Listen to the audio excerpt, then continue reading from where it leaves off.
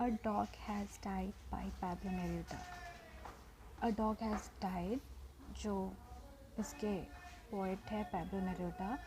ये जो उनका पोएम है ये बहुत ही हार्ट रेंचिंग यूलोजी है। यूलोजी का मतलब होता है कि अगर कोई किसी का डेथ हो जाता है तो हम किसी के ऊपर एक छोटा सा स्पीच लिखते हैं या पीस ऑफ राइटिंग लिखते हैं। तो जस्ट लाइक दैट कि नेरूडा अपने डॉग के लिए एक यूलोजी लिखे है उसके मर जाने पे, जहाँ पे वो अपने डॉग के पर्सनालिटी के बारे में बताते हैं, उनके डॉग का क्या बिहेवियर था और डॉग का पोइट के साथ, नेरूडा के साथ क्या इंटरेक्शन होता था, कैसे वो लोग एक दूसरे के साथ रहते थे। नेरूडा इस पोएम में जानवर और इंसान के बीच का रिलेशनशिप बताते हैं और उनके दोस्ती के बारे में बताते हैं और मरने के बाद के बारे में बताते हैं।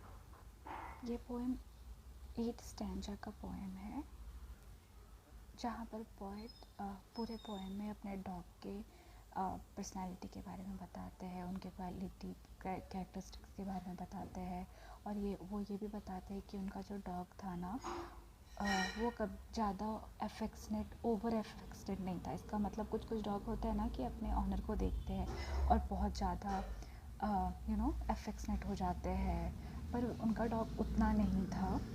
डॉग उतना ही अफेक्शन दिखाता था अपने ऑनर की, आई मीन नेरूडा के तरफ, जितना नेरूडा को चाहिए। उन डॉग को पता रहता था। नेरूडा अपने डॉग के बारे में बताते हैं कि उसका जॉय भी बहुत अलग था, वो बहुत अलग तरीके से कुछ भी इंजॉय करता था।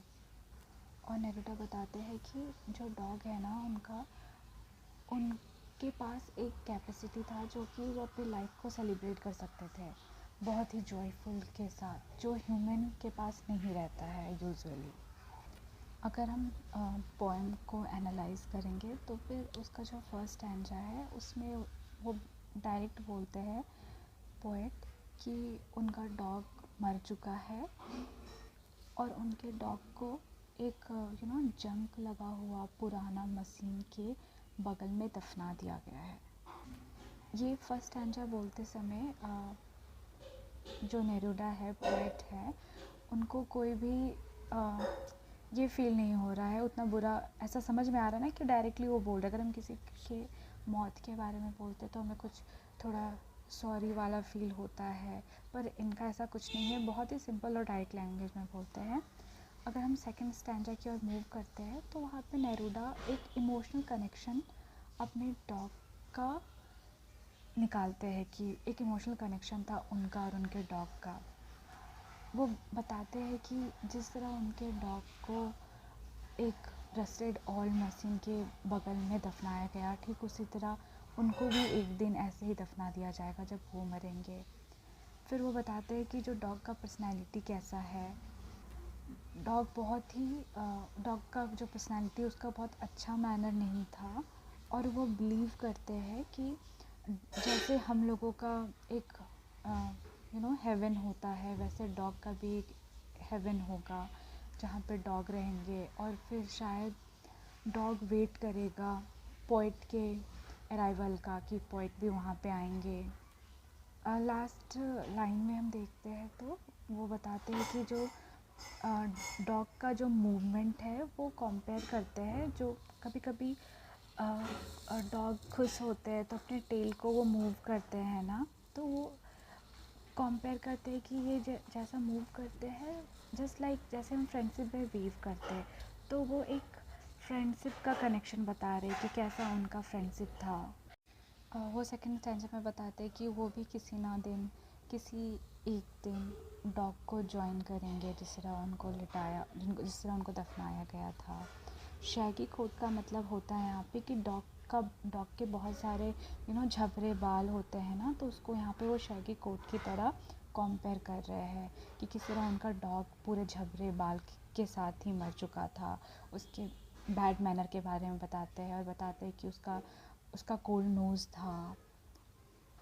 थर्ड स्टैंजा में पोएट बताते हैं कि जो अर्थ है उनके कॉम्पेनियन डॉग के जाने के बाद अर्थ में कोई सैडनेस नहीं है, धरती पे कोई कुछ उदासी नहीं छाया हुआ है, क्योंकि जो उनका डॉग था वो कभी गुलाम नहीं था। जो डॉग का फ्रेंडशिप था पोएट के लिए, वो एक शाही की तरह फ्रेंडशिप था। पॉर्क्यूपाइन का मतलब एक किंग की तरह होता है। तो वही बता रहे हैं कि जो उनके डॉग से फ्रेंडशिप था, तो वो बहुत शाही का फ्रेंडशिप था, बहुत जो कि उनका डॉग एक ऑथोरिटी होल्ड करता था, उनके पास एक पावर था। ऐसा नहीं था कि वो गुलाम था पोएट का।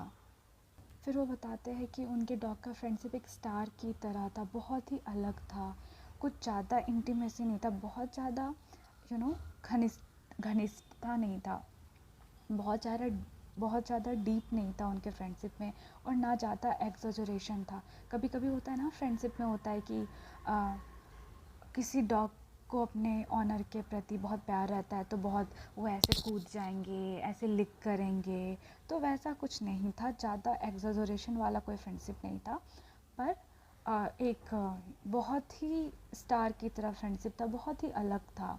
और वो बताते हैं कि उनका जो डॉग था कभी भी उनके कपड़ों के ऊपर ऐसे क्लाइंब नहीं करते थे, अपने हेयर से उनके ऊपर ऐसे रब नहीं करते थे, जैसे कि बहुत सारे डॉग को हम देखते हैं जो अपने अपने ऑनर के साथ करते हैं, या जिनसे भी वो प्यार करते हैं उनके साथ करते हैं, और उनके डॉग के साथ ऐसा कुछ भी नहीं था।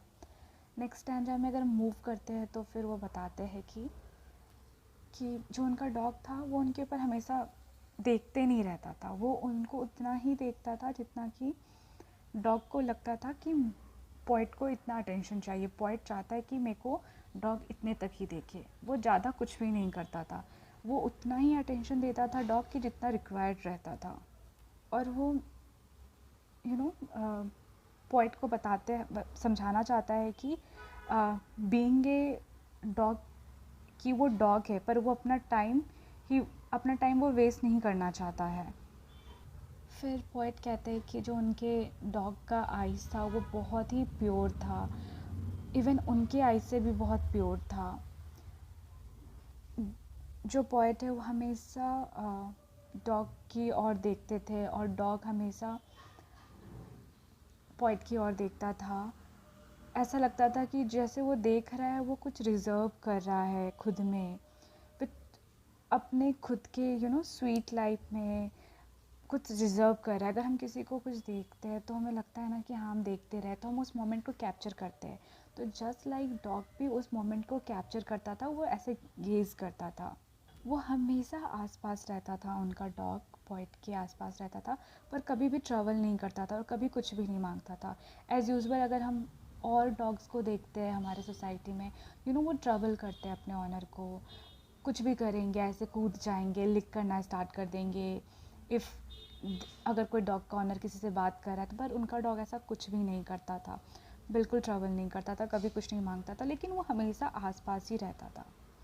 नेक्स्ट स्टैंजा में पोएट कहते हैं कि जब भी पोएट अपने डॉग के साथ समुद्र के साइड में रहते थे, तो उनके डॉग का जो टेल है उसमें मूवमेंट रहती थी। और वो थोड़ा डिस्क्रिप्शन देते हैं कि किस तरह शीशोर के ऊपर एक बर्ड्स फील्ड रहता था। ऐसे भी हम कहीं जाते हैं तो देखते हैं ना कि आसमान में पंछियाँ उड़ती हैं, तो वैसा वो कुछ डिस्क्रिप्शन दे रहे हैं उस सीन का कि कैसा रहता था। और उनका जो डॉग था, हेरी डॉग, झबरे जो उनका डॉग था, वो बहुत जंप करता था। जब भी किसी सी में हाई वोल्टेज मूवमेंट होती थी ना, बहुत तेज़ लहर आती थी, तो उनका डॉग जंप करता था, इधर उधर भागता था, स्नीफ करता था, और अपने गोल्डन टेल को हमेशा ऊपर रखता था। जैसे ओशियन में एक लहर आती थी तो वैसे उसमें भी एक मूवमेंट आती थी।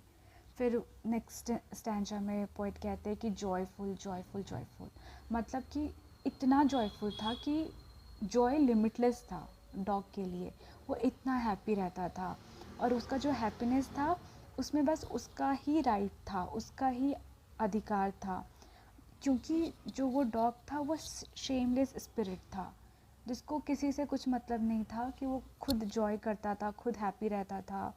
और वो बताते कि जैसे ह्यूमन बीइंग है उनको इतना हैप्पी रहना नहीं आता है, जितना डॉग को रहना आता है। लास्ट स्टैंजा में पोइट कहते हैं कि कोई गुड बाय नहीं है मेरे डॉग के लिए जो भी मरा है, और वो बताते हैं कि ना ही डॉग ना ही पोइट कभी भी एक दूसरे से झूठ नहीं बोले हैं, और अभी उनका डॉग जा चुका है और वो अपने डॉग को दफना चुके हैं, and that's all there is. और कुछ नहीं रहा अब, बस इतना बोल के वो पोएम को एंड करते हैं। सो आई होप आप लोग को समझ में आया हो। Thank you so much.